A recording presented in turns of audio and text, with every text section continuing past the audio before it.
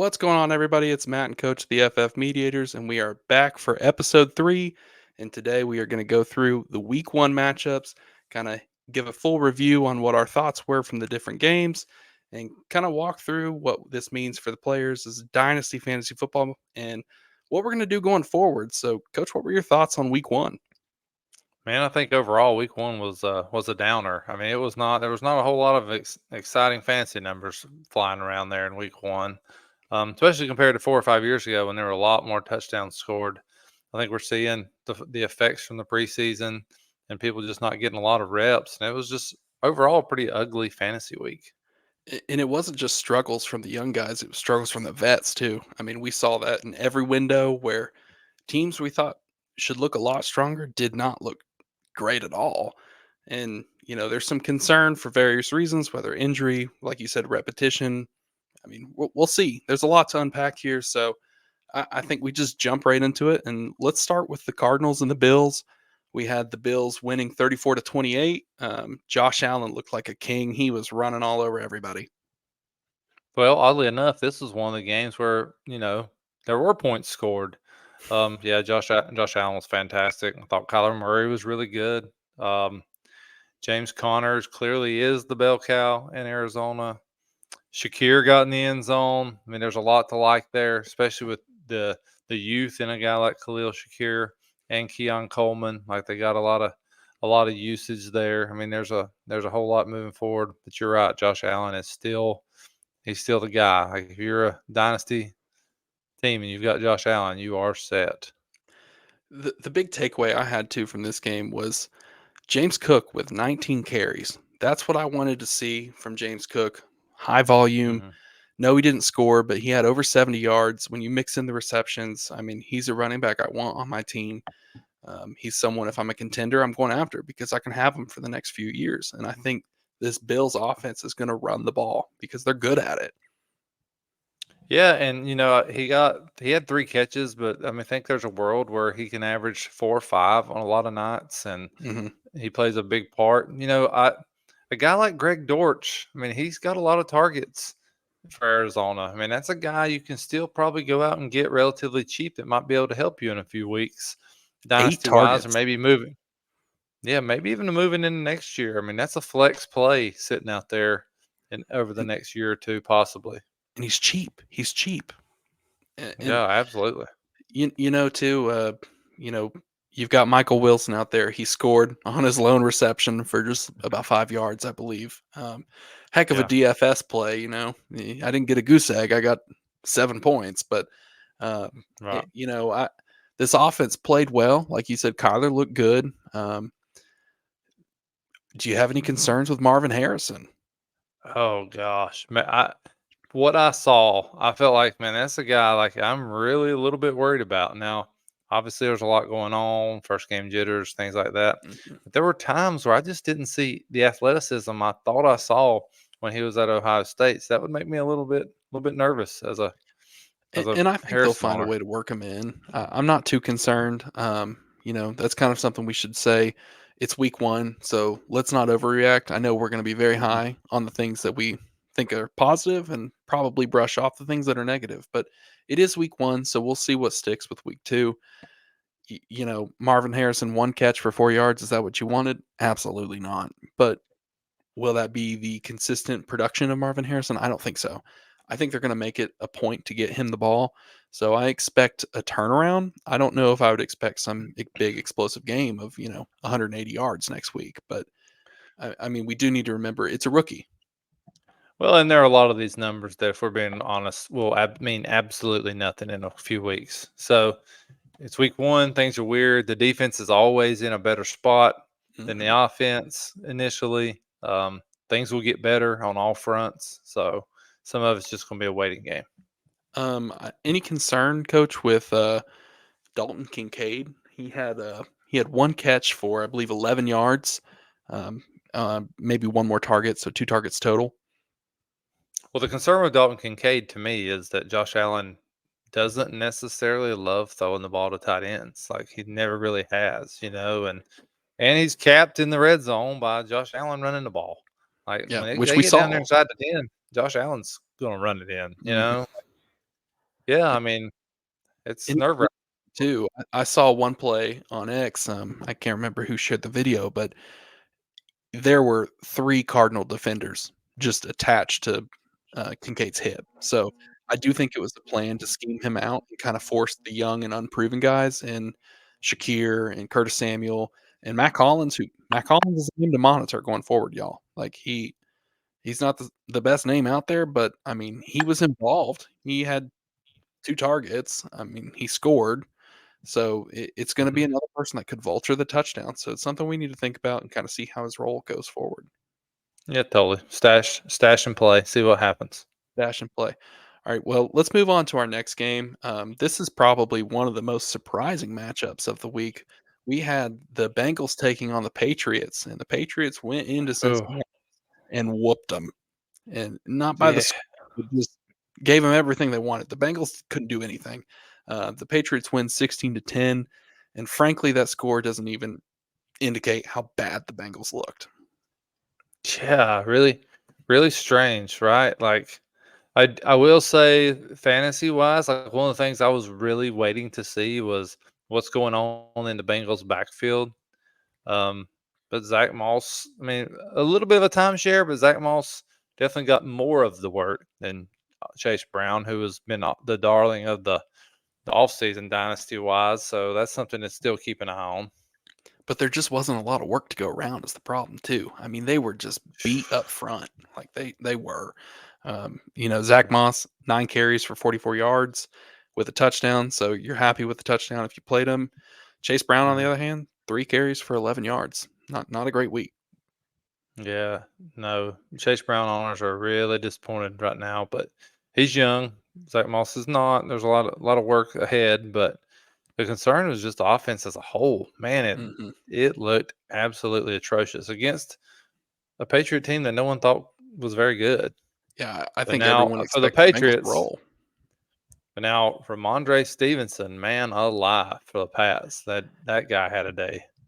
Yeah, I believe he had, let me see here, 25 carries for 120 yards and a touchdown. So on the ground was a beast. He added 3 catches for 6 yards. Not a lot there, but some extra points. I mean, he absolutely was dominant. Gerard Mayo seems, he's going to run football, especially right now while he's easing his quarterbacks in. And Hmm. I just think week one, the teams that win are the teams that are more successful running the football. I mean, I think that's true over the course of the year, but it's even more true at the beginning when the defenses are really revved up and ready to go, making life tough on the quarterbacks. Hmm. And I think too another big thing with this game was how did Antonio Gibson get worked in? I think they signed him to a 3-year deal Hmm. with a decent amount of money attached to it, while they also signed Ramondre in the offseason. So Gibson had 7 carries for 18 yards, and I don't believe he even got a target. So I know there's a lot of speculation of maybe he'll be in the passing game, but he wasn't. So that's good if you're a Ramondre owner. You're going to be going forward with a guy who's probably going to lead the backfield with not a lot of vultures. It's going to be a bad offense more than likely. So be prepared Hmm. for that. But Ramondre is going to be a volume player. I mean, Ramondre's a guy I want on my team, but none of those other receivers really like move the needle for me at all moving forward. Like I don't know, they're sharing the wealth a lot. KJ Osborne got more targets than the other guys, but he didn't Yeah, really do a whole lot. it Yeah. wasn't a great week for the pass catchers in New England. Again, this was an ugly game, and speaking of pass catchers, I don't think we can move on without talking about the Bengals situation. T. Higgins out. He's more than likely going to be out for week 2. I've read, so that's something to monitor. Um, and then you had Chase, who had 6 catches for just over 60 yards.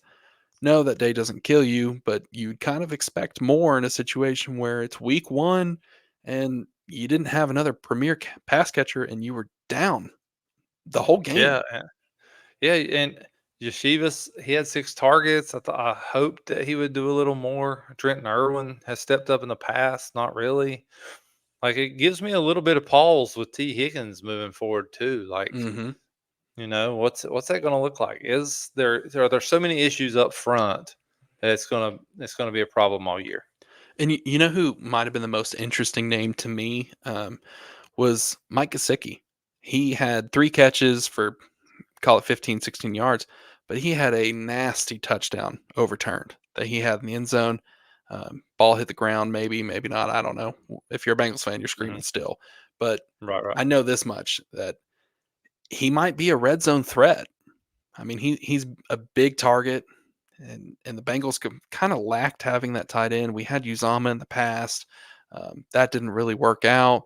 So, maybe this is going to help Burrow. I don't know, but I know this much that the Bengals offense is not in a good position, and there was a lot to be discussed and a lot to be concerned about too. And really, at this point, any production you get from a tight end, like, is good production. It seems Hmm. like the tight end world struggled a lot this past week, and then the ones that didn't were some names we didn't necessarily expect. So, Hmm. I mean, all those guys could be useful moving forward. Completely agree.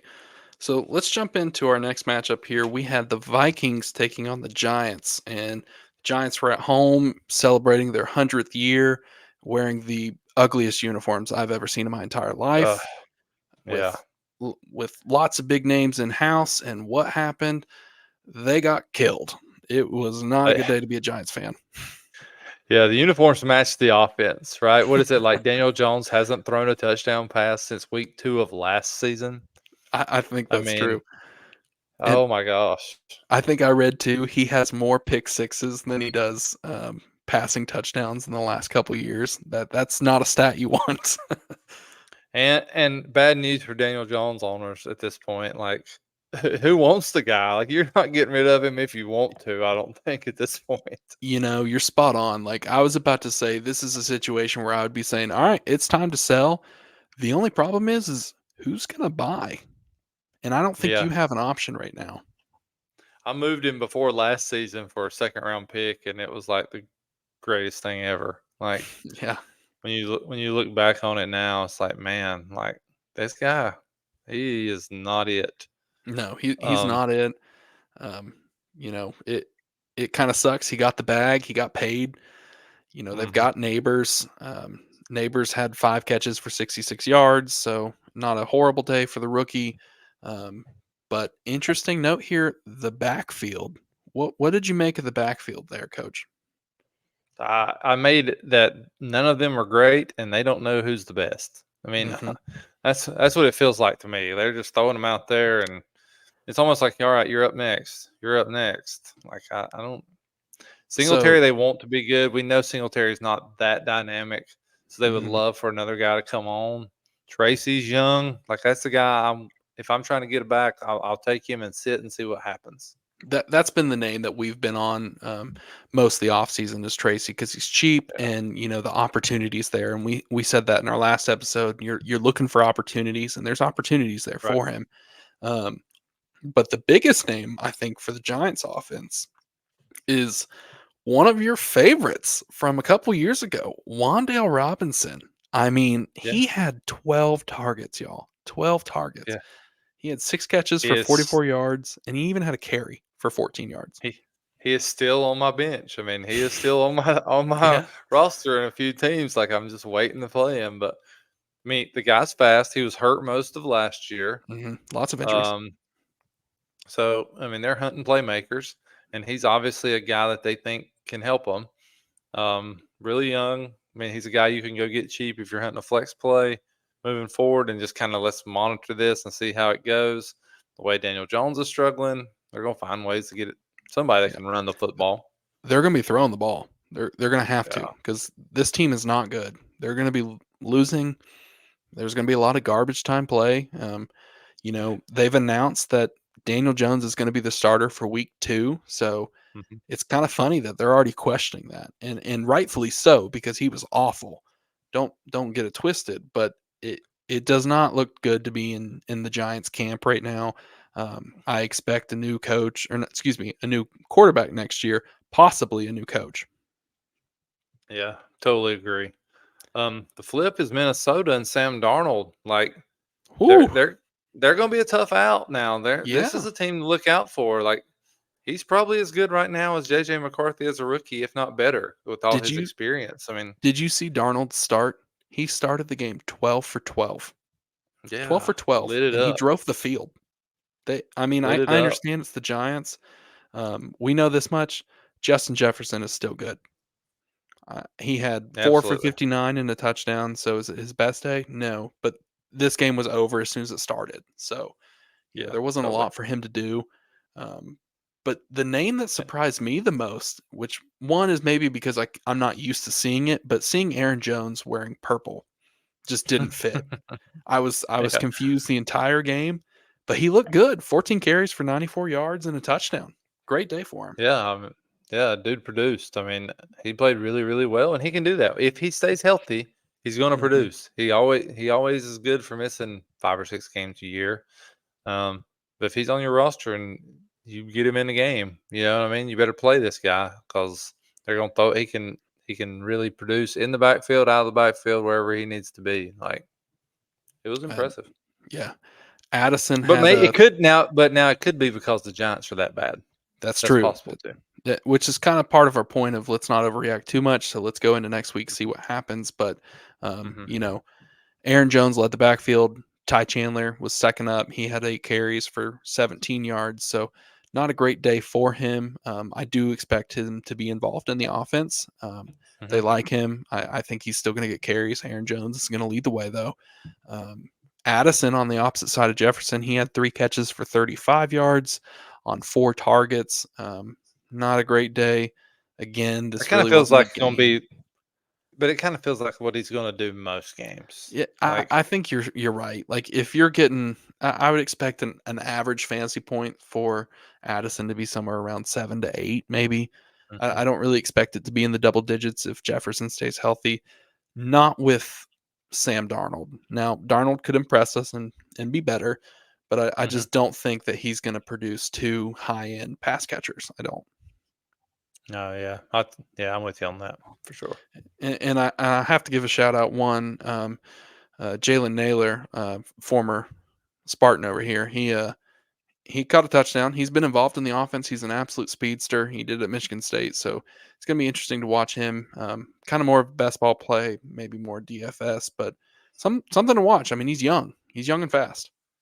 He is, and Johnny Munt, who I added on several of my rosters, hoping he Hey, might get a little shine that was without. a waiver claim from me, and I shouted him out. 2 catches for 15 yards. Not great, but he didn't Mhm. goose egg. No, he's a guy that if he's on your team, you're just hoping he can get in the end zone, right? You Hmm. can Yeah, get him that target in the end zone and get him in there, and he might can help you. The Giants, on the other hand, Theo Johnson at tight end, the young guy started the game. I mean, this is a tight end that I want on my roster moving forward if possible. Good athlete. The Giants are just bad, so it's going to hold his numbers down. But who knows? In a year or two, with a better passing game, you want to hang on to him. and I'd rather have Theo than Bellinger. No, no doubt. I'd much rather have him. Um, Yeah. Well, let's jump in. I know we're going to spend a little bit of time on this game. The Bears took Mhm. on the Titans, and what is possibly the most outlandish outcome I've ever seen. The Titans were frankly dominating that game. The Bears had no offense, and some say they are still searching for their offense. But despite that, the Bears won 24-17. Well, old school Bears, right? I mean, they're monsters Nothing's of the changed. Midway. I've watched it for 43 years. Um, But now I will say this for rookie quarterbacks, right? For starters, like it's hard, it's Hmm. hard. Being a rookie quarterback in the NFL is difficult. Let's not act like it's not. I mean, some of the greats, Matt Stafford, Troy Aikman, some of these guys Peyton have Manning, really Trevor struggled Lawrence. first year, first game, that. But going back and watching through every throw Caleb Williams had, he had a really, really bad day. Um, some base. 14 for I 29 mean, on the day. this is a dude that says he doesn't get nervous. Well, I'm calling bull on that. Like he was clearly nervous and making some decisions that do not make sense to me. Everybody pointed out the play where he went backwards and spun out of a couple tackles and ended up losing like 20 yards. What people don't realize, I don't think, is that that's a screen. When that screen was blown up, he should have threw it at his feet and moved on to the next down. That is a play where he's not thinking at all. Mm-mm. His footwork was bad. At times, it was like I was watching Justin Fields again. Like his footwork was really, really bad. He missed some throws. Now he had some good reads on some plays, and he missed throws that he would make. I don't know. A lot of times, maybe if he wasn't nervous and it wasn't his first outing, possibly. But as a whole, it was really, really concerning. And not just him, the center and the interior line play was pretty rough. Both guards, there was pressure in his face a lot where they were drove up the field and he didn't have a lot of comfortable room to step up in the pocket. But there are reads and throws that he's got to be able to make. And hopefully, as the year goes, he'll get more comfortable. Yeah, I mean, he struggled, but the entire offense did. Nobody was beneficial for you if you were playing him. He had less than 100 passing yards. I mean, it was a bad day. Uh, DeAndre Well, I think Swift had. Go ahead. I'm Let's say sorry. I think as a quarterback's advance and what they do in the league, like they get the play call, they can check in and out of stuff. Like that being comfortable is what happens when you get good, right? When you get to that point, but no rookies are really doing that. They're taking the play call and this is what we're living with. They're not getting in and out of stuff like they will be 2 years from now in theory. So you're kind of stuck with what you got. But there are just a lot of plays left out there that could have been big plays. There were people open deep down the field that we overthrew, that we missed. There were chances for an actual big day from the offense, Hmm. but Williams missed a lot of throws. And I think you're right. Part of that is going to be they'll find a way to work around some of this. He's talented, and you can see Hmm. where he's going to be that creator, and he's Hmm. going to scramble around and make some people miss, and he's going to just launch the ball down the field and make something happen. So And he I has a big arm, he big does arm. absolutely, and I mean you're spot on. He overthrew Keenan Allen for what should have been a touchdown, and Hmm. then we're talking about a different day because I think that would have been about a 40-yard play maybe. Um, It felt like Keenan Allen was the guy the entire game. Like we were trying to get the ball to Keenan Allen far 11 too much. targets. 11 Yeah, targets. So I do think he was the guy. But far too much in my opinion. to But be fair, exactly. I was about to say I think it kind of still folds in with our first episode where we were marking him as a sell. It's still concerning because of the age and the playmakers around him. I'm not sure how sustainable this is. The only thing that might change that is Rome Odunze, who had one catch for 11 yards. He did get injured, so that's something to keep in the back of mhm. your mind and monitor. Did we get official report? I don't remember what the verdict was Yeah, on that. it's nothing major. It's gonna be week to week, but Hmm. that may up Keenan Allen's value next week if Rome Hmm. doesn't play. Even more. So Yeah, and DJ Moore, 5 catches for 36 yards. He had 8 targets, so the volume like, was let's get that there. guy the ball. That's the I guy we agree. want to get the ball. Playmaker. He's a playmaker. Yeah, And then the run game, DeAndre Swift, 10 carries for 30 yards. Not a great day. Again, the Bears' offense was just not there today. I do expect it to improve because you can't be much worse than what it was, and that's just the truth. right. And Yeah. and I think there's something to be said of you know rookie quarterbacks stepping into their first game. It's a big difference Mhm. between preseason. Yeah, Those defenses are legit. and look, like if you for especially for a rookie, if you can't run the football with some consistency, it's going to be really, really hard. Like it's hard all the time, but for that rookie, it's a nightmare if you can't run And that football. to put it in perspective, I know they showed it before the game, and you and I talked about this several times. Why don't you tell us, Coach, who the last quarterback was as a rookie who was the number one overall pick to win their opening game? I don't know. Maybe Caleb Williams. Oh, okay, it was Caleb Williams. You know who it was before that? Go ahead. Let's hear it. It was David Carr. So Yes. it's Yes. not a situation that happens a lot. So we need to remember that, and Not it the will comp we're improve. looking for either. Not the comp we're looking for, but I do think that the Titans have a sneaky defense. I forget their D tackle's name. I'm blanking on his name, but his nickname's T Pain, and he was a T Yeah, Pain in everyone's butt. I can tell you that much right now. He was a wrecking he was. ball in the middle. My word, Yeah, what a he player! really was. Um, Tony Pollard looked good. Tony Pollard. Yeah, let's move on to the Titans. So I'll just hit you with some quick stats, and then we can break down the players. Will Levis, 19 for 32, 127 yards, one touchdown, two picks. So not a great day. Tony Pollard, 16 carries for 82 yards, and then we'll get into the wide receivers after that. But tell me about Tony Pollard. It's he was impressive and clearly the guy. I thought Tajay Spears would get more work, so I I was did too. he's a guy I was trying to hang on to here and there, but now it's like, man, I guess Tony Pollard is the guy. And We the were led to reports, believe it was going to be a true split, and that was yeah, not true at all. that's exactly what I was about to say is, prior to this game over the last week or so, we were getting told reports out of camp, oh, it's going to be a 50-50 timeshare. And, maybe that'll adjust. Maybe Pollard was the hot hand. I mean, he had a carry that went for about 26 yards, 28 yards, something like that. Looked really good, explosive.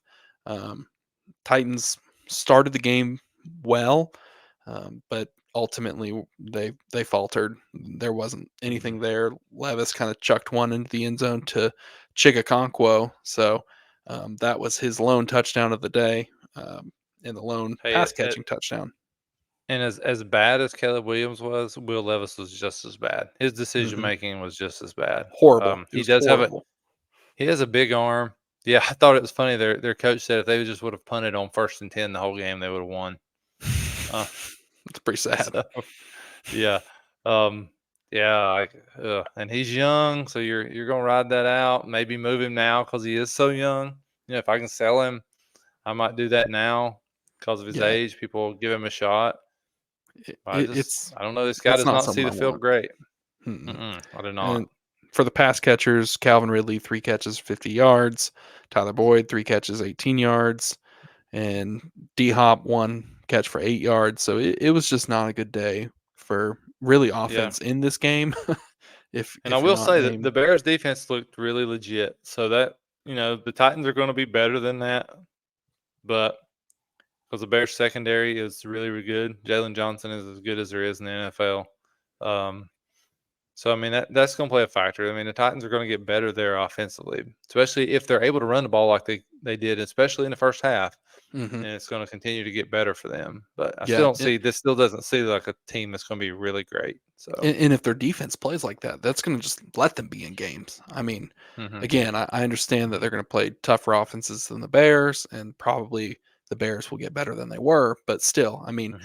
they just shut them down. There was nothing the Bears could do. And, is that a Yeah, product of them or Caleb Williams? To be determined. 148 total yards. I mean that's what the Bears produced. That's awful. That's awful. Well, speaking of awful, coach, let's break down this one. And this is gross. The Saints took on the Panthers, and the Oh Saints gosh, man. beat them 480 million to nothing. Um, Final score was Uh, 47-10. I'm not even sure the Panthers showed up. I don't know who that was. That and was it felt way worse than 48 to 10. That's how bad it was. it Um, was very bad. Well, let's it's a start with the nightmare. And I'm Saints. telling you, okay. Uh, Well, let, Rashid let's Shaheed. three Rashid for Shaheed. I mean, that's a 73 and a guy. touchdown.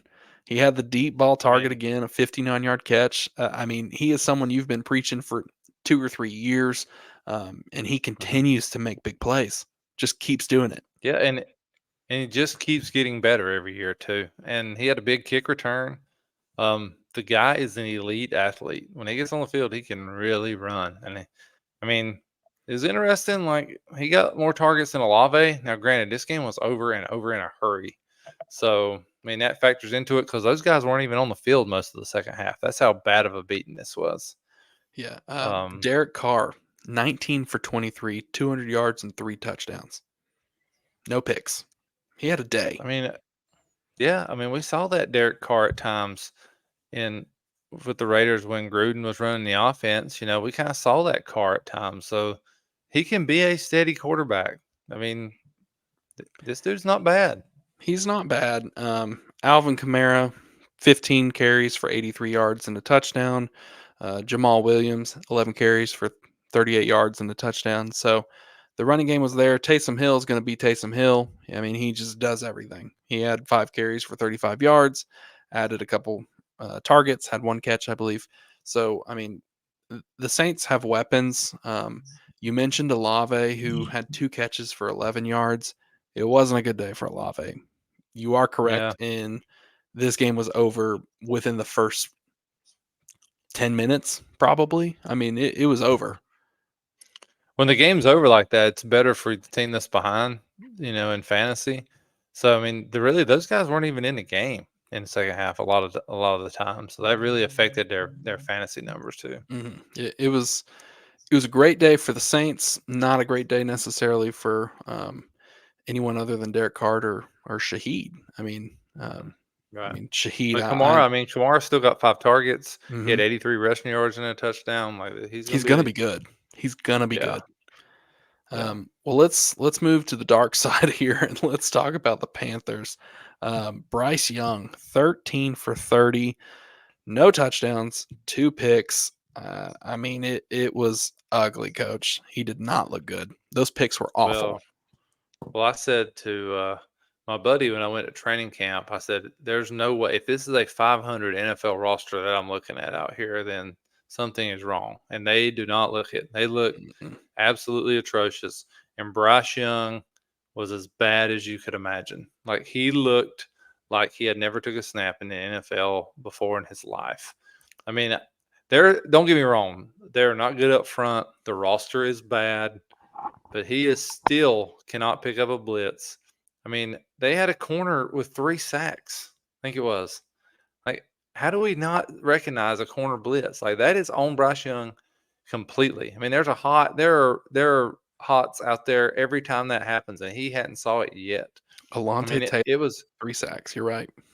yeah, it was really, really bad. Like again, this is a guy that he's still young. There's some people out there that'll take him because he's so young. And if you've got him and you can get rid of him, I would do it now. And I'm with you. I wrote down here in my notes. If you have Bryce, it is time to move on. And Is there a hurry. world? Yes, yeah. Is there a world where it gets better? Maybe, but Oh yeah, it can't get worse. it can't get worse. And so I think what I'm doing is I'm holding him because I don't think you're going to get anybody to buy him this week. But if he plays decent week 2, I'm Hmm. going to the Jordan Love manager, or if God forbid there's another quarterback injury, I'm going to that team and I'm saying, "Here's Bryce Young. What will you give me?" Because Hmm. I just don't think this isn't a good roster. There's not pieces that are really going to be fundamental, foundational pieces for the organization going forward, and that has concerns for Bryce, has concerns for head coach. There's just red flags everywhere. It was a bad Yeah, day. yeah. You gotta hope that Leggett will improve. He got 7 targets. He was the target leader. Granted, a lot of that happened when this game was way over. Um, but still, I mean, he looked like the best athlete at wide receiver for the Panthers. Jonathan Brooks comes back. Hopefully, he can give you a little bit of hope too between those guys that they can continue to improve to give something to build around. But it's rough. Yeah, you mentioned Xavier Leggett. Other than him, it really was not much there. Deontay Johnson had 6 targets, didn't really do a lot with it. Adam Thielen didn't really do a lot. Jonathan Mingo didn't do a lot. Jatavion Sanders didn't do anything. It was not a good day. The Panthers were abysmal on the ground. It was kind of an odd split. Now I understand they were losing by a lot very Mhm. quick, but Miles Sanders had 5 carries for 22 yards. Chuba had 6 carries for 14 yards. So the rushing attack, it was non-existent. Well, you're right about that. And I'll tell you something that's funny here in North Carolina. I've heard at least 3 people in the last 2 days say it's time to go to Andy Dalton. I mean, that's how bad it is. Like, like that is not the answer. Mm-mm. But goodness gracious, that's how bad it. That's how bad it is. But you know what? It's not crazy if at some point he plays. If Bryce keeps this up, then I can't emphasize this enough. If you haven't seen it, I would go and watch the interceptions because they were bad. They were Hmm. really bad picks. And you're spot on with the sacks. A corner had 3 sacks. A corner. We're not talking about Cam Jordan with 3 sacks. We're talking about a corner. On the So same corner blitz, that is his job to recognize and pick it up. spot on. I mean, it is his job. It's his spot is to sit there, read the defense, and try and make sure that he's going to execute the play in the best way possible. And Mhm. it felt like routinely he did the opposite. He made the worst decision possible. I mean, I think there was one play where he was scrambling and he literally just ran into one of his offensive linemen, just flat Yeah, ran into him. I mean, it was a bad day. So hopefully the Panthers can turn around a little bit for our friends in Carolina, but it's not looking good. yeah. My son's a little disappointed there, but It was a tough I day. tried to tell So him going into the year. Yeah. well, let's jump into another matchup that was kind of a surprise. We had the Falcons taking on the Steelers at home, and this game was with the trend, no offense. The Steelers won 18-10, and I think, correct me if I'm wrong, they kicked 6 field goals. So, I mean, it was a weird game. Let's start on the Steelers side. Justin Fields got the start. Russ was a late scratch there. It looks like Fields is going to be trending to be the starter this week as well. But he Yeah, I went saw that. 17 for 23 for 156 yards, no touchdowns. Those numbers are kind of inflated. It wasn't really a lot of down the field work, but what were your thoughts, Coach? If Fields is in the lineup, he has fantasy relevance because he also ran the ball 14 times for 57 yards. Like he has Mhm. fantasy relevance. Um, but if you're a Steeler fan, you're not going to score many points. It just kind of is what it is. So I mean, if you have Justin Fields, then I would probably recommend playing him until just because he does so much on the ground with his legs. But You get one still, I don't. touchdown, then your day is probably saved. I mean, that's all you need, Yeah, just one. Um, totally. Najee Harris, 20 carries for 70 yards. He played fine. Cordell Mhm. Patterson had a couple rushes in there. Jalen Warren didn't really have a lot of ground game work, only 2 carries. So that I thought was kind of interesting. Maybe this was a product of just the game. Um, Pickens was the leading receiver. He led in targets, had 7 targets with 6 catches for 85 yards. So a pretty good day for Pickens. Um, Mhm. After that, it was Pat Fryermuth, 4 catches, 27 yards. I mean, Pickens is the guy I was down on, really, but clearly he's the guy. So, Yeah. I mean, if you can go target Pickens, he's young. If you can go out and buy him, give a little bit, see if you can get him on your roster. That's a guy you want to have moving forward. They seem to be building this offense around George Pickens. Pickens kind of feels to me a lot like DJ Moore with the Panthers. Like he's Mhm. clearly the guy for the team, but it's just there's so many buts and ifs around the team that it just never really gets to fully click. So I mean, I agree with you. They're building around him as their wide receiver one. They tried to add Ayuk. Who's the one in that situation? I don't know. Well, we would have to see. But I mean, what we know is what we got right now, and Pickens is about it. And this feels like the same Pittsburgh teams we've been watching. Like Hmm. they may just be good enough on defense and stuff to win 9 games or sneak into playoffs if somehow. I, I mean, I mean, you're not wrong there because I'm not sure how much you got to watch of this game. T.J. Watt was a monster. mhm. I mean, he just was Unblockable. causing havoc every play. Yeah. What a player! What a player! Well, let's switch sides. Let's go to the Falcons here. Bad day. Bad day for the Falcons. Kirk Cousins, 16 for 26, 155 yards, 1 touchdown, and 2 picks. And following the trend, the picks were not pretty. No, but I mean, he's been out a while. Not a huge surprise. There's a lot of rust there. Bad thing is, he's only going to get about 4 or 5 of those chances before they are clamoring for Michael Penix to be in the Hmm. game. So he's going to have Yeah. to get it together soon. I don't care how much they paid him. They won't be Yeah. able to hold off the fans if it stays this way. Yeah. He'll be sweating.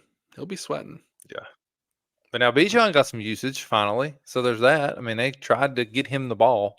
18 Um, carries, 68 every yards. every uh every dynasty owner last year that has Bijan, me included, last year was losing their mind because he couldn't get the ball. He got the ball plenty of times Sunday, so hopefully that continues to trend in a positive direction. Just got to get him Yeah. in the end zone. Not a lot of work for Tyler Algier, so that's good for people wondering how much of a split that would be. Maybe it changes with a better Mhm. offense, but only 3 carries, so not really eating into the workload too much. Pass Yeah. catchers, of course, it went Wow. as expected. Ray McLeod led the team in targets. Just that's exactly what we all predicted. No, I did mention him as a flex guy at one point. Like he's a guy you want to have just because he's in the slot and a starting Mhm. receiver. But Yeah. I, us Drake London believers are a little disappointed today.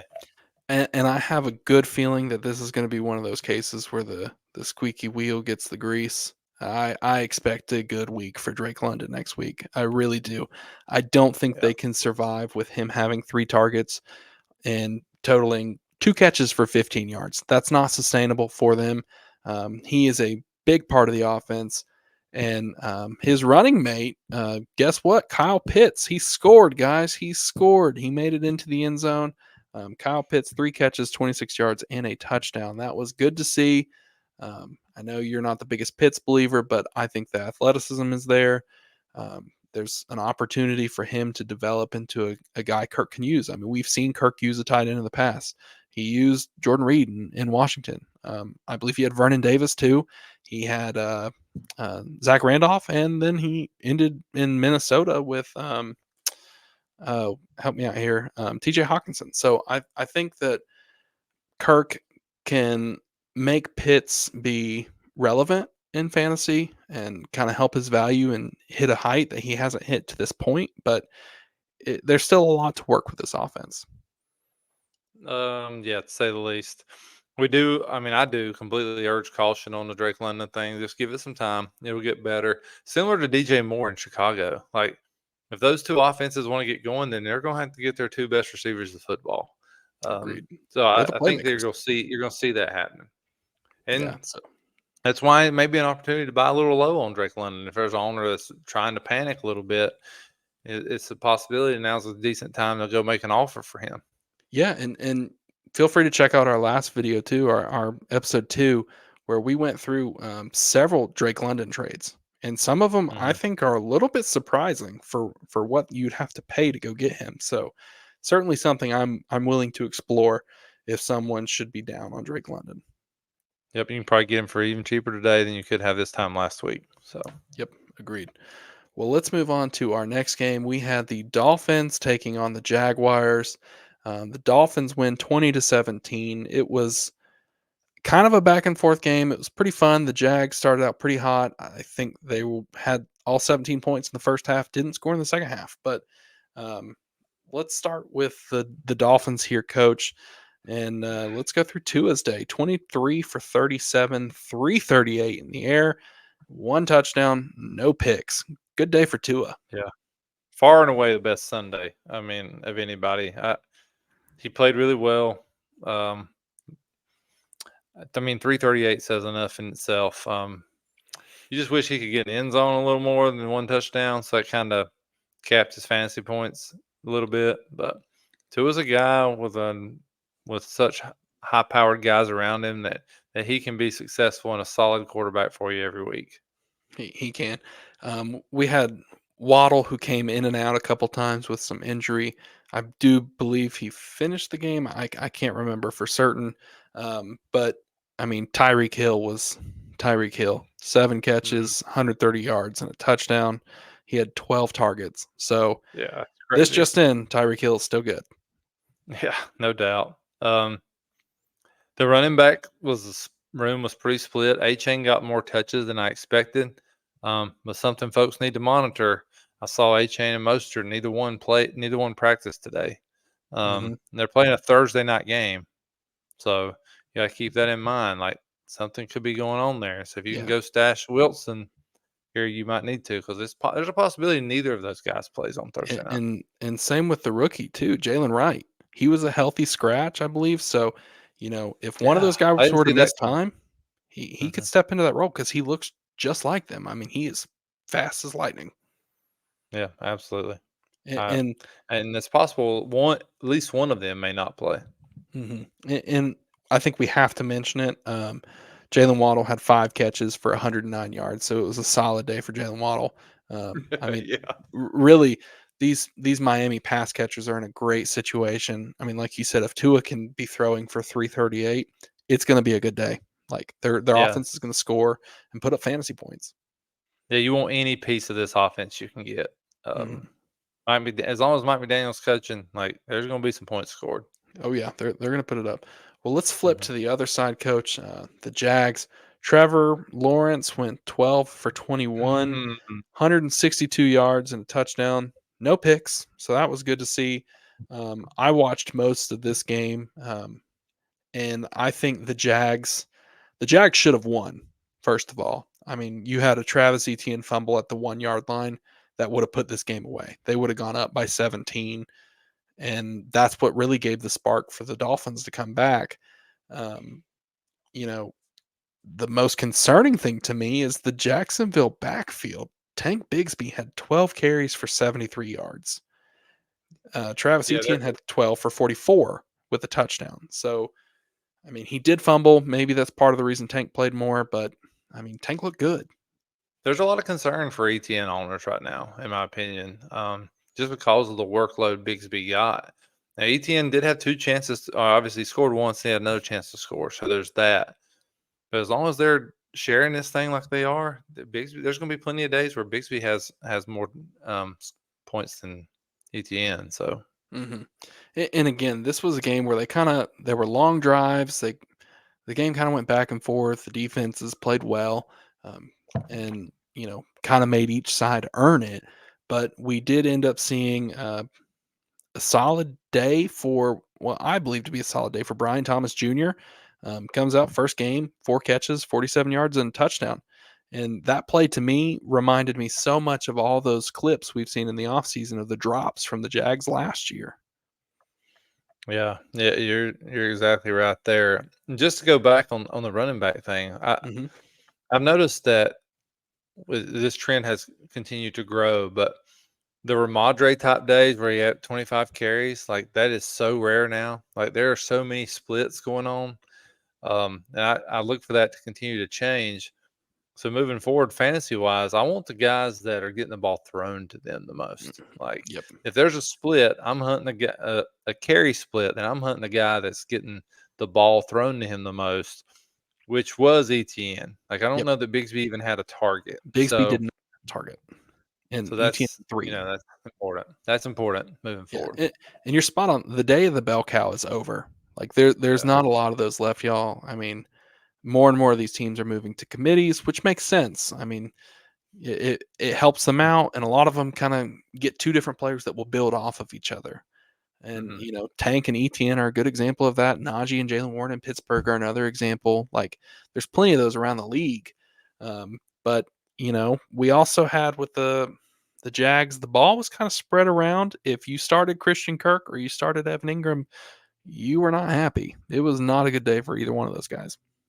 No, you're totally right. Not a good day at all. A- And I expect that to improve. I mean, I'm kind of the secondary Jags fan here. I've been preaching them for a long time. Gabe Davis did what Gabe Davis does: 3 catches for 62 yards. Just made a couple plays, but I expect them to be a little bit better. Again, Trevor didn't have to throw the ball a ton. He only threw it 21 times, but again, this game was just weird. It was different. They had a big lead, and like I said, ETN fumbled at the 1. They were about to go up 17. So this game was about to look totally different. Yeah, yeah. I totally agree. I mean, the Jags have a lot of potential. Their numbers are strange considering how much they had a chance to win this game compared to the Dolphins' numbers. But so there's a lot there that could be built on for them moving forward. Well, let's jump into our next game, Coach, and we had the Texans taking on the Colts. And the Texans won 29-27, and kind of a little bit of a shootout. Went back and forth. Lots of fantasy relevance in this game. Let's start with the Texans. CJ Stroud, 24 for 32, 234, and 2 touchdowns. Now, I want to emphasize this. It says no picks, but make no mistake, guys, he threw 2 picks that just happened to not get, to hold up. One foot was out of bounds, and the other one had a penalty. But there were 2 picks for Stroud, so his protection of the football was not as great as last year, but they still edged out the Colts. Yeah, and boy, they're gonna let CJ Stroud stand back here and sling it too. Um, and interesting, the receiving numbers, like they spread that wealth out a lot. 8 targets, 7 targets, 6 targets for Collins, Dell, and Diggs in that order. So And he's going to share the ball. He's going to spread it around. Everybody's going to have a chance to score. And I'm telling you, if you own one of those 3 guys, there's going to be days when you're in love with them, and there's going to be Sundays where you are pulling your hair out because they're going to share it, and it's from the looks of Sunday. So that's going to be something to monitor moving forward. We talked about who's the one, who's the one, who's the one. Maybe there's not one. there might not be. I mean, like you said, they're all going to have a day where they're good. Diggs happened to be Yeah. the one that got 2 touchdowns, but he didn't really have a lot of yardage to go with that. Only 6 catches for 33 yards and 2 touchdowns. Tank Dell 3 Mhm. catches for 40 yards, and Nico 6 catches for 117 yards. He was the target leader, like you said, and he looked good. I mean, he is what we've been saying all off season. Nico's legit.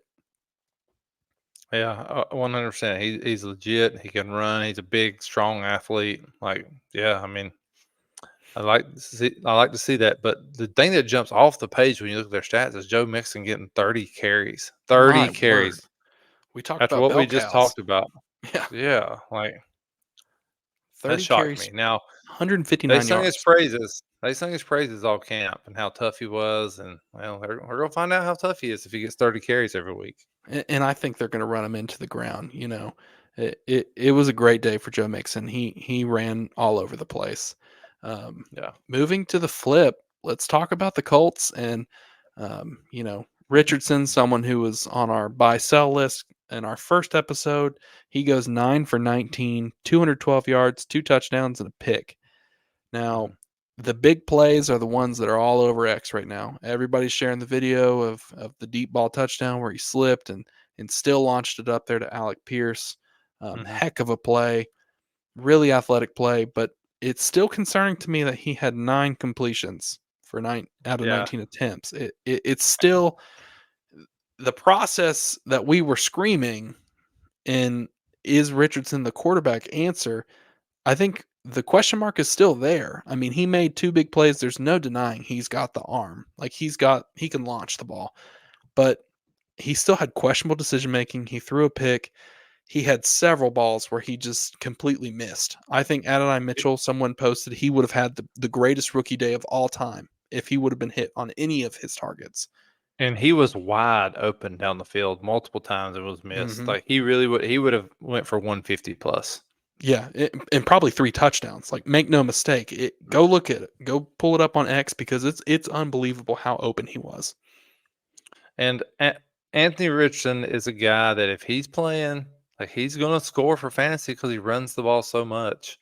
But Hmm. that's not the question. And when we say that, and we said he could still be really, really good. But the question is, can he stand in the pocket and throw the ball enough to be a consistent NFL quarterback for the long run? We'll see. A lot of time to go. Obviously, he has athleticism to do it. But you But can't there's have those concerns. interceptions. And you can't miss those guys. Some of those guys wide open. Yeah, and it was multiple times. He had 6 Those carries for numbers 56 scream. yards. Those numbers scream Justin Fields, right? They do. Those are Justin Fields numbers. When I see below 10 completions, or when we see low numbers, kind of like we talked about in our buy sell video, when he had less than 15 attempts, that's concerning because you either need to be doing what you know the Saints did, where they dominate the game off the rip, or like you just need to be hyper efficient, and that is not in Richardson's game. It's just not. Right. Right. So No, totally not. Jonathan Taylor had 16 carries for 48 yards and a touchdown. Solid day. Um, the passing work, it went to Alec Pierce, 3 catches, 125 yards and a touchdown. Richardson's other touchdown was a big play to Ashton Doolin. So not a great day for Pittman. Not a great day for Adonai Mitchell, but they're going to have their days, especially Pittman. I Yeah. think he'll be fine. Don't panic. Yeah. He doubled up most everybody in targets. So, I Yeah, mean, Pittman's going to be fine. yeah.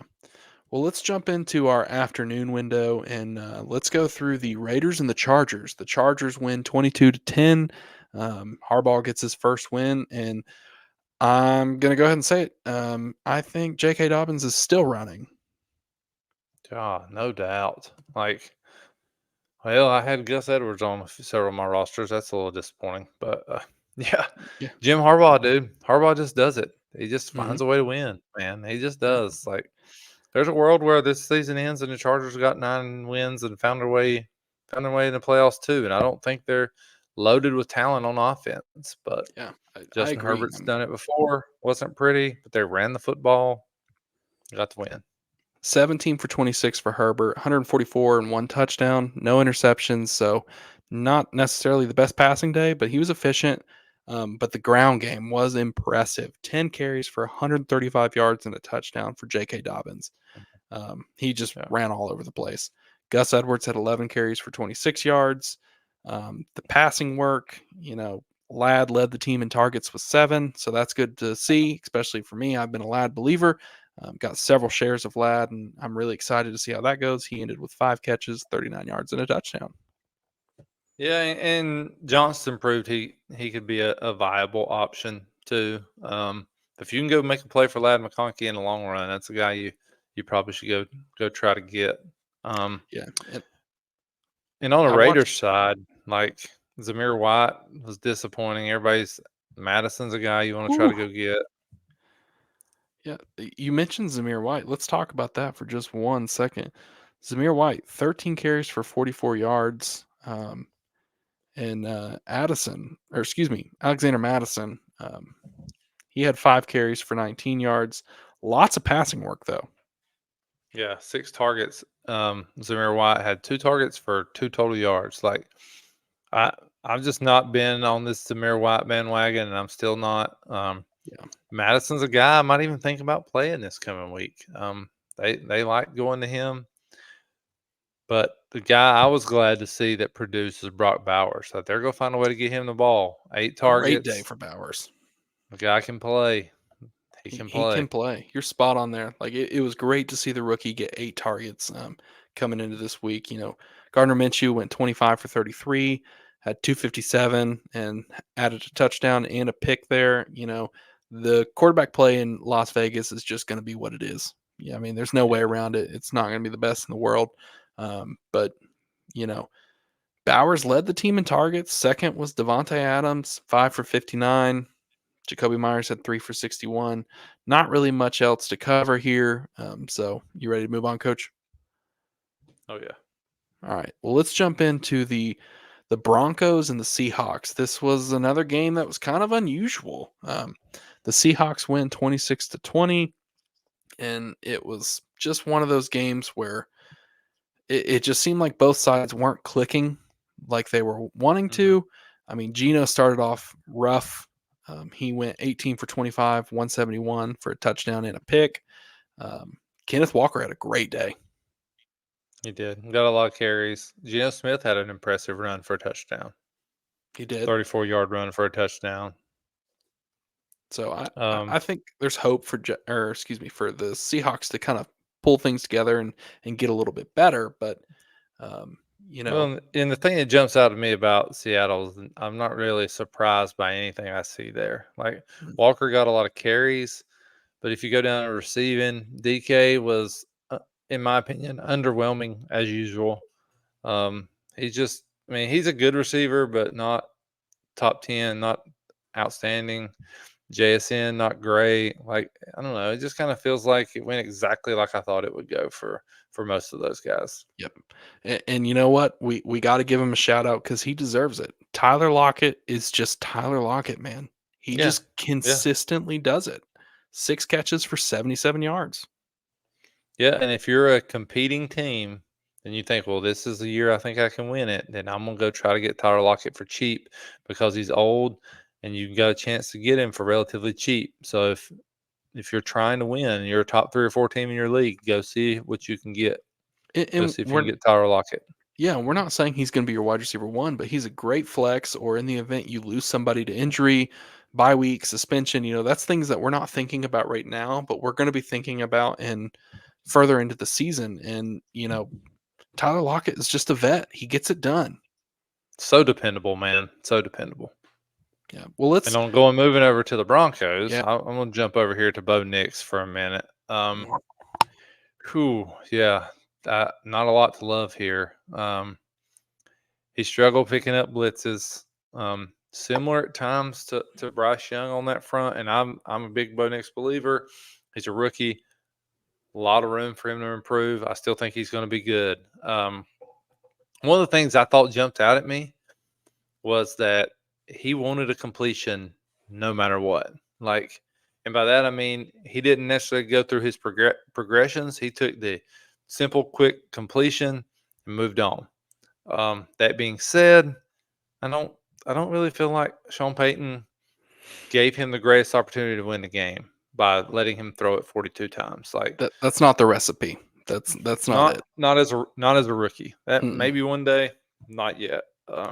Yeah, 26 for 42, 138, no touchdowns, 2 picks. That's not helping the rookie out. No, totally not. But I will say this: that does scream confidence. You know what I mean? That screams that Sean Payton does have confidence and does have belief in him. So Because this game was a fight too.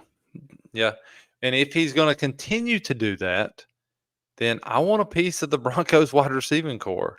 So and you mentioned that. Let's get into a name that we mentioned on our waiver show too, not just last week. Vele. 8 catches, 39 yards. He had 8 targets. He went 8 for 8. Cortland Sutton had 12 targets. Reynolds had 8 targets. Like there were so many opportunities out there. Mm-hmm.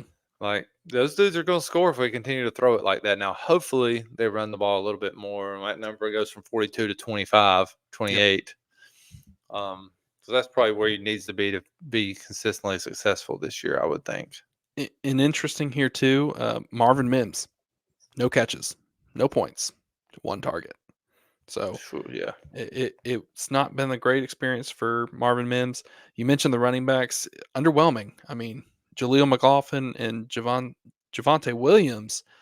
I mean, they split work.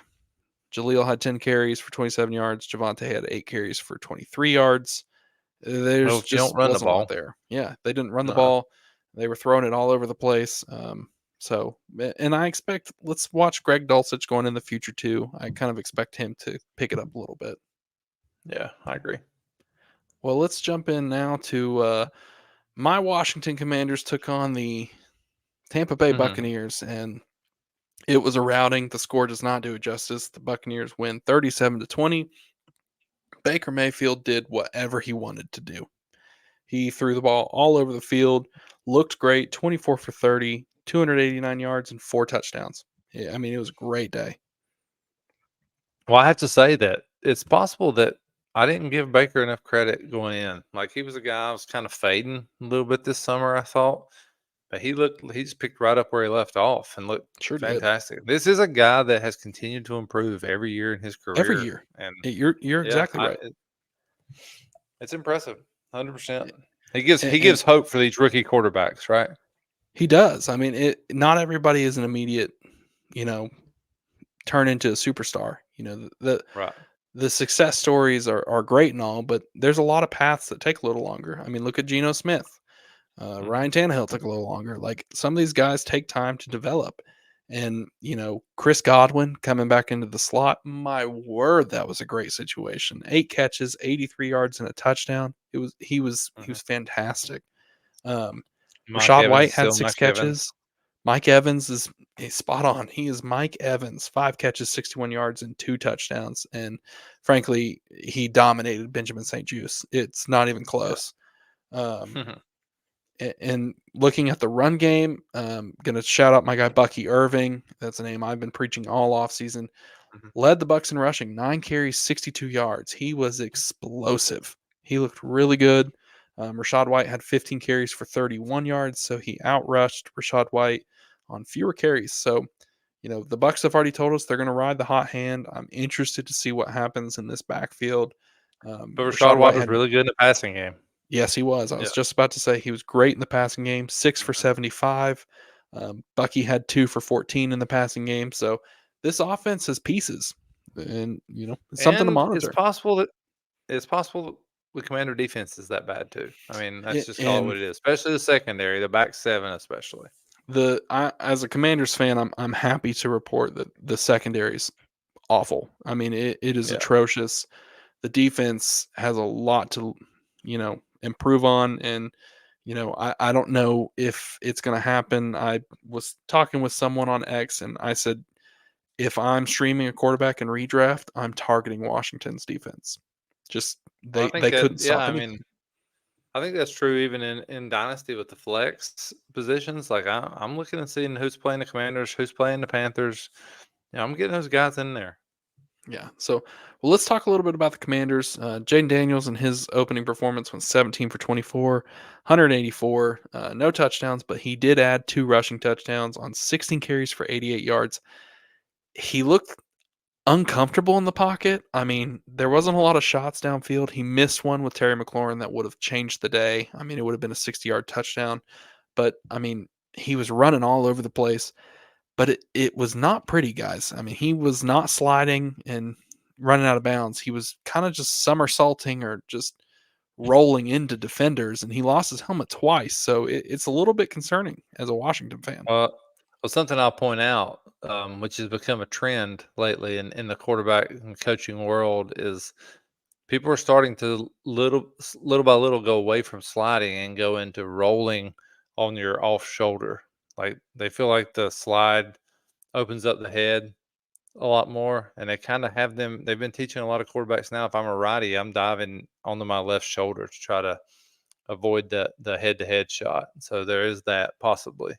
Okay. Um, but he threw 24 times, but he dropped back way more than that. You know what Oh I yeah. mean? Like he had 24 attempts, but he dropped back probably I'm gonna guess 30 to 32, 35 33. times. Yeah. Yeah. So I mean, I've said this before, and I think there's opportunity for Jaden Daniels to have the best rookie season on his feet alone. Um, he's going to make enough plays running around to where if you having to play one of these rookie quarterbacks this season, that he's going to have the best fantasy numbers this season. Now, down the road, when living as a quarterback is going to be determined by how well you play in the pocket. So a lot of that's going to happen. What remains to be seen over the next couple of years. But if you have him and you're having to play a rookie quarterback right now, Jaden Daniels is probably the guy you want to do. You want to be playing. Yep. And we mentioned his rushing. Important to note, Brian Robinson led the way in this backfield. 12 carries, 40 yards, and a touchdown. Austin Eckler had 2 carries. So, Hmm. maybe they tip their hand here. Maybe next week they're going to try and even it out a little bit. I mean, I know they paid Eckler, but I mean, Brian Robinson was the guy. Um, Eckler did lead the team in receptions with 4 for 52. But I mean, outside of that, I mean, B Rob had 3 catches for 32 yards on 4 targets. The pass catchers Well, for Washington just didn't do a lot. There wasn't anything well, there. right, and something to keep an eye on. I've mentioned this maybe on our first episode, but if you get a young guy that's uncomfortable in the pocket, what they start doing is checking it down a lot. So the answer then is, if I'm a fantasy owner, is I'm trying to get a hold of those running backs that are in that backfield, because they're going to get a lot of targets and a lot of catches, because when they're not seeing the field or they're not comfortable, they just start checking it down. All of a sudden, you've got backs that catch the ball 5 and 6 times. All right, well, let's jump into the Cowboys took on the Browns. Cowboys win 33-17. Uh, Really, this score doesn't even show how this game was just dominated by the Cowboys from the start.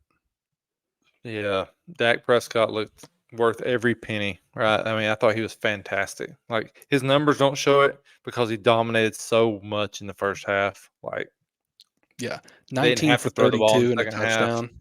Yeah, I I mean, he mean, was he was phenomenal great. against the Browns defense that's supposed to be one of the best in the league, and he made it look easy in the first quarter and a half. And in the flip of that, the other quarterback was atrocious. Um, but they still, because they got behind, so he threw the ball a lot. But Deshaun Watson was bad, Yeah, really bad. And I mean, Cleveland fans are about fed up with that. I think you're spot on. Watson's another name I wrote down for if I have a share, I'm trying to find my way out of it, and it might be hard to Mhm. do. I Yeah. moved him in our fantasy draft. Like I moved him for a pick, and I couldn't be more glad about that right now. Yeah. I mean, I don't know what you do if you have Watson. I think I have one share remaining, and it's actually, I think, a one QB league. So, and he's my QB3. So I'm not too worried about it. I don't know how I ended up with three, but I did. Um, well, let's talk about the rushing game for Dallas. And before we jump over to the Browns a little bit more, Zeke led the way with 10 carries for 40 yards and a touchdown. Rico had 8 carries for 26 yards. Not necessarily the best day, but CeeDee Lamb looked great. 5 catches for 61 yards, added 3 carries for 25 yards. It was a solid day for him. But again, he didn't really have to do much because this game was over at the start. Yeah, totally. I mean, CeeDee Lamb's still awesome. I mean, he's still Yeah. maybe the top 3 receiver in the league without a doubt. Yeah. Jake Ferguson and his injury is something to keep an eye on. Um, Big Ferguson fan here. He had a solid day to start with. Got hurt early in the game, but it looks to be he got good news week to week. So there's actually a possibility. I saw there's actually a outside chance he plays this week. If not, he could just sit 1 week and play the following. So things came out good there. Still a guy, tight end I really want to have, and I really want to play. I agree. I mean, he's someone I'm not necessarily fading. I mean, the injury hurts. So, I mean, you can go check and see if Schoonmaker's on your waivers. Maybe try and buy low if you want to take that route. But there's other tight ends you could try and get too. I mean, there's ways around it. Do you have any interest in Mhm. Schoonmaker? A little bit, just as a backup plan, but not a lot. Like I don't think Ferguson's going to miss a ton of time. If I have another option, I'm just going to play that for a couple weeks. That's kind of really the angle I've taken. Like I've Sure. got Cole Kmet as my second tight end. I'm just going to play him this week if Ferguson doesn't play, and then hopefully I can pivot back to Ferguson next week. All right. Well, so we mentioned Deshaun Watson not looking great 24 for 45, 169 yards, 1 touchdown, and 2 picks. Jerome Ford led the backfield, 12 carries, 44 yards. Unfortunately for the Browns, the leading pass catcher and David Njoku did get hurt, and he's going to miss some time. Yeah, and that's bad news because he's right there as a top 10 tight end also. And honestly, I'm not. Yeah, I don't know that he can. There's really a great replacement there that's gonna matter.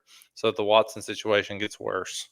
Yeah, I mean, you're looking at Jared Judy, and excuse me, Jerry Judy. He had 3 catches for 25 yards, had a touchdown, but I mean, I'm still not really interested in the Judy experience. Amari Cooper didn't really do much, 2 for 16. I mean, it was just a bad day. Yeah, I don't. Yeah, not much to see there. I don't think. Yeah. Well, then let's jump into our Sunday night game. That was a fun game, great game to watch. Um, Matt Stafford returns to Detroit. Jared Goff takes on his old team, and the Lions win 26-20 in overtime. And this was a fun game, back and forth. I mean, the quarterback play was just great. The Lions dominated the line of scrimmage. Let's start with the Lions. Jared Goff goes 18 for 28 with 217 and a touchdown and a pick. Pretty solid day for him. What do you think, Coach? He's just so efficient. I mean, Hmm. he has really played well. Keeps getting the best of the Rams too. That stings a little bit for the Rams fans, I'm sure, but he's just really solid. David Montgomery and Gibbs still kind of a split, but Montgomery's the hammer. When it gets down around the goal line, like it's hammer time with Montgomery. They love his toughness. Like he is a Campbell kind of guy, so he's going to keep getting carries. And And I mean, heck, you can't blame him. yeah, they don't say like all the news about David Montgomery from Campbell is so positive. Like he loves the guy, loves Yeah, him. yeah, 17 carries for because 91 yards and a touchdown, and he dominated in that he's overtime. just tough as nails, just so tough, and Campbell loves it. I, Heck, I can't blame him. I think I watched the game and I can't remember exactly how many times it was, but I believe on that overtime drive they got the ball first. They ran the ball every single time except for once where they threw a little swing pass, and it was just Yeah, down the gut. I yeah, mean, it was impressive. Gibbs played well, 11 for 40. The pass catching work was probably the most surprise to people. I mean, welcome to the show, Jamison Williams. 5 catches, Yeah. 121 yards, and a touchdown. I mean, he had a great People day. have been he was getting hyped up in camp, and I'm just starting to see why. Um, 9 I targets. He think led the team in targets.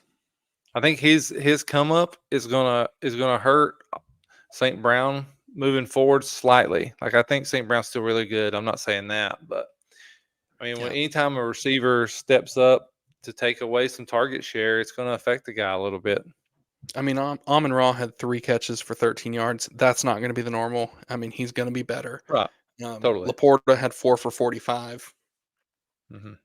But this is Yeah. a good And offense. You want Laporte is pieces. awesome. Dang right. Absolutely. It's electric. I mean, all these guys can score.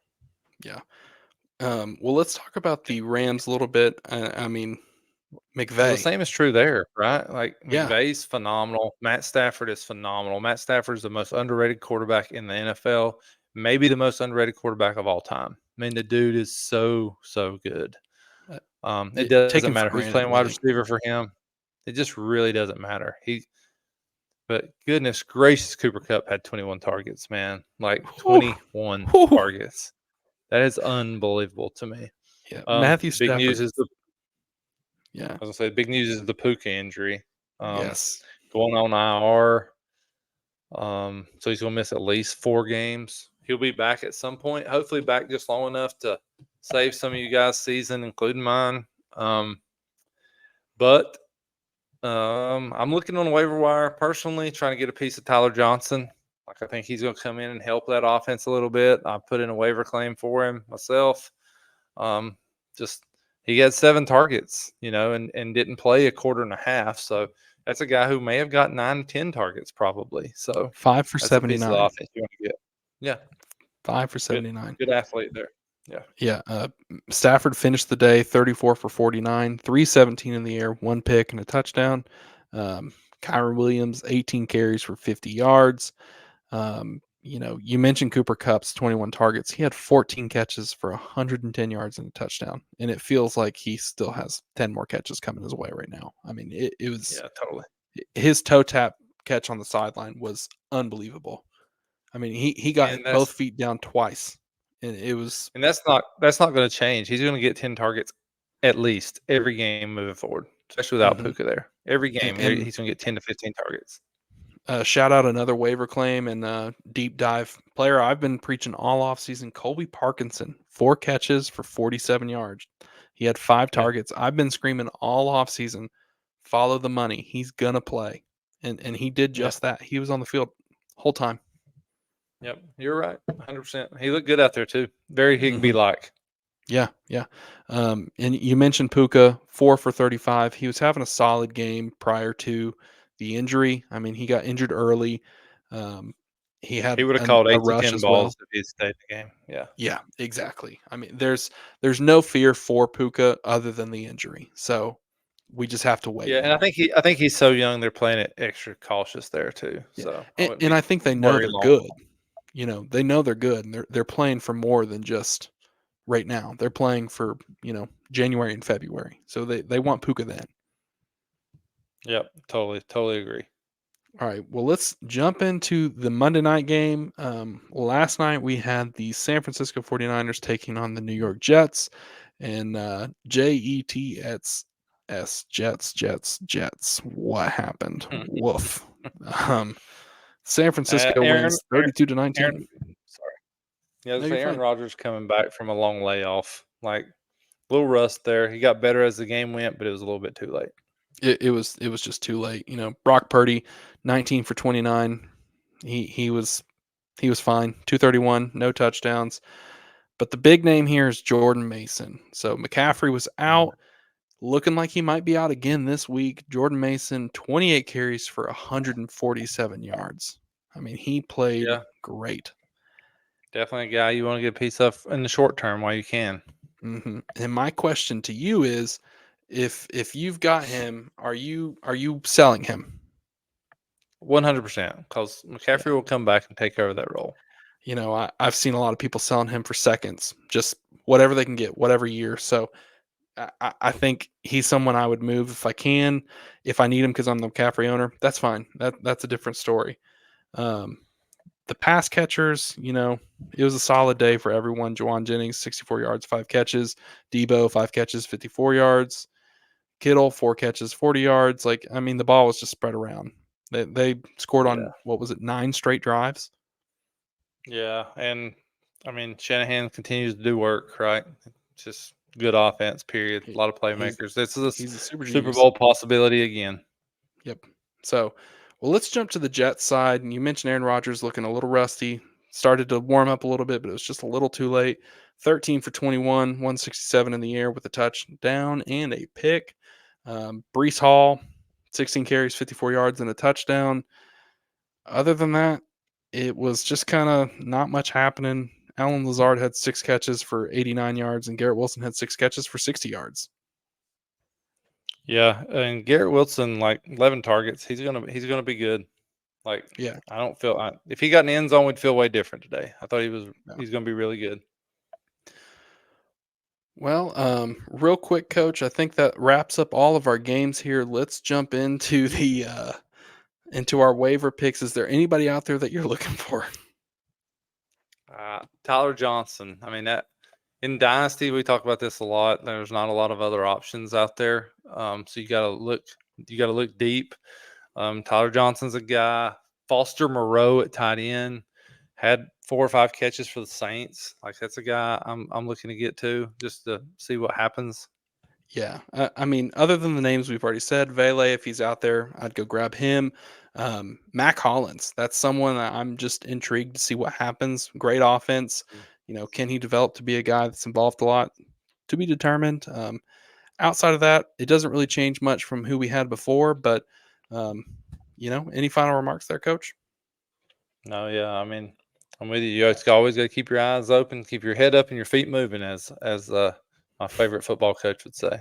Yeah, there we go.